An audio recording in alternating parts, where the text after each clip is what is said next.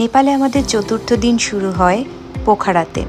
ঘুম থেকে উঠেই আমরা সবাই বেরিয়ে পড়ি পোখারার চারপাশে কী কী আছে সেটা দেখার জন্য, এবং প্রথমেই আমরা চলে যাই পোখারার বিখ্যাত ফেওয়া লেকে। ফেওয়া লেক এত বেশি সুন্দর, চারপাশে পাহাড় এবং মাঝখানে সবুজ জলের একটা সুন্দর লেক, যে লেকে আসলে আমরা অনেকক্ষণ সময় কাটাই, একসাথে সবাই ছবি তুলি, হাঁটাহাঁটি করি। এরপর আমরা চলে যাই একটা চমৎকার মন্দিরে, পাহাড়ের উপরে একটা শিবের মন্দির ছিল, সেই মন্দিরে চলে যাই। এই মন্দিরটা খুবই সুন্দর ছিল এবং শিবের মূর্তিটা ছিল অনেক বড়, এত ভালো লেগেছিল উপর থেকে দেখতে। এরপরে সেখান থেকে চলে যাই আমরা একটা বুদ্ধিস্ট মনস্ট্রিতে, এটাও অনেক সুন্দর ছিল। এই রাস্তাটা দিয়ে আমরা হেঁটে হেঁটে যাচ্ছিলাম, এটা আরেকটা পাহাড়ের উপরে ছিল। সো দুই পাহাড়ের উপরে আসলে দুইটা মন্দির। বুদ্ধিস্ট যে মন্দিরটা ছিল, এই মন্দিরটা চমৎকার ছিল, মানে এত নিশ্চুপ দারুণ একটা জায়গা, যেখানে হচ্ছে যে একদম চুপচাপ গিয়ে অনেকক্ষণ আমি বসেছিলাম, খুব আরাম লাগছিল।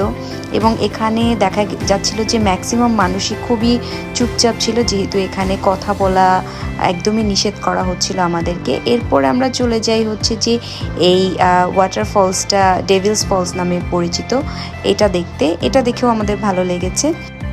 এরপরে আসলে আমরা চলে যাই সারাংকোটে আসলে আমরা গিয়েছিলাম যে ওখান থেকে অ্যাটলিস্ট মাউন্টেনের কোনো ভিউ পাওয়া যায় কিনা, বাট গিয়ে দেখলাম যে না, ফগি ওয়েদার, ওখান থেকেও ভিউ পাওয়া যাচ্ছে না। বাট সারাংকোটে একটা মন্দির আছে, দারুণ মন্দির, এবং সেই মন্দিরের সন্ধেবেলার যে আরতি, সেই আরতিটা আমাদের চমৎকার লেগেছে।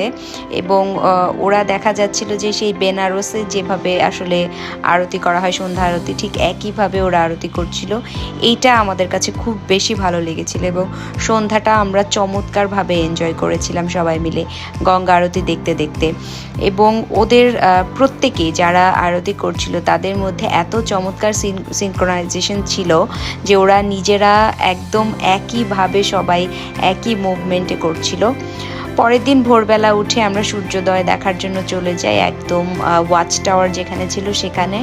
অনেক কষ্ট করে 5 তলা সমান একটা ওয়াচ টাওয়ারে উঠি, বাট ওখান থেকে সূর্যোদয় দেখতে পারলেও মাউন্টেনের কোনো ভিউ আমরা পাইনি।